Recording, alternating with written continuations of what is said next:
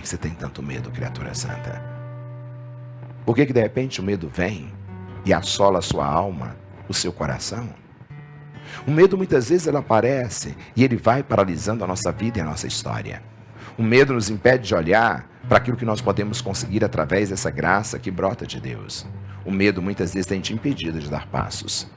Às vezes nós temos tantos medos, alguns medos são reais, alguns medos são imaginários, alguns medos nós potencializamos. O medo ele faz parte da nossa história. Ele nos impede às vezes de cair em um erro e até mesmo nos ajuda a perceber as nossas fragilidades. Mas quando o medo ele se transforma em uma doença, ele paralisa a sua vida. E aí você não consegue dar o passo até do outro lado. As tempestades elas chegam e o medo está ali diante daquilo que nós não compreendemos. Às vezes você tem medo de uma enfermidade, às vezes medo de perder uma pessoa, às vezes medo de não conseguir chegar a esse objetivo, às vezes medo de não conseguir criar os seus filhos, às vezes medo do seu relacionamento acabar, às vezes medo até mesmo de acreditar em você. Cada vez que Jesus se aproxima, ele olha nos olhos de uma forma tão terna e diga: não tenhas medo. Não tenhas medo. Coragem, sou eu, caminha, dá o passo. E quando você entrega nas mãos dele, você vai percebendo que o medo ele vai desaparecendo e aquilo que está revolto dentro de você encontra de novo sentido. Acalmar o coração, arrancar as tempestades internas que estão gritando e que muitas vezes nós criamos, tempestades que são feitas por nós mesmos. E eu não posso entrar na tempestade do outro, porque cada um já carrega a sua própria tempestade. Mas eu não posso ter medo de enfrentar essa tempestade, porque toda tempestade é passageira, porque depois brilha o sol, brilha a vitória, brilha a graça. Mas é preciso enfrentar. Se o medo hoje está tomando conta da sua vida, é porque você não está entregando tudo a quem você precisa entregar. Se o medo hoje está te paralisando, é porque você não está querendo enfrentar aquilo que precisa enfrentar. O medo ele não pode cercear os seus sonhos. Ele não pode te impedir: ai padre, mas eu tenho tanto medo de errar. Se você tem medo de errar, você nunca vai acertar. Porque a vida é assim. Nós não temos certeza de nada. Ninguém pode dar certeza de nada, ninguém pode dar certeza que você vai viver com uma pessoa para sempre, ninguém pode dar certeza que você vai ficar naquele emprego para sempre, ninguém pode dar certeza, mas a gente vai construindo as certezas.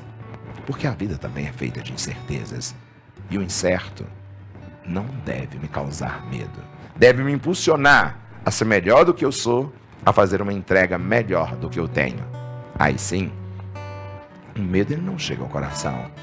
Ele é apenas um despertador, um clique para me alertar de uma zona de perigo. Mas nunca para impedir de sonhar, de prosseguir, de caminhar. Eu tenho medo de dirigir. Dirija. Vença o medo. Eu tenho medo de falar em público. Comece a se expressar mais. Enfrente esse medo. Ao enfrentar o medo, você vai colocando ele no devido lugar.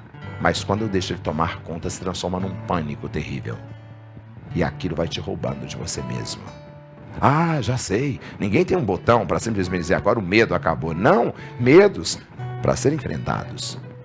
E por que esse medo hoje te impede de sonhar? Por que esse medo hoje te impede de acreditar em você? Por que você alimenta medos que já não fazem mais parte da sua história? Ei, hoje ele está dizendo para você: não tenhas medo. Me entregue e eu acalmo e transformo a sua vida. Por isso hoje, declare com toda a força do seu coração: Jesus, eu te entrego a minha vida. E o medo, ele vai embora. E aí a vida se torna uma expressão de graça e de gratuidade. Quando o medo chegar, estenda a mão. E o Senhor, ele segura e não solta jamais. Porque hoje ele está dizendo para você: você não vai afundar. Não tenhas medo.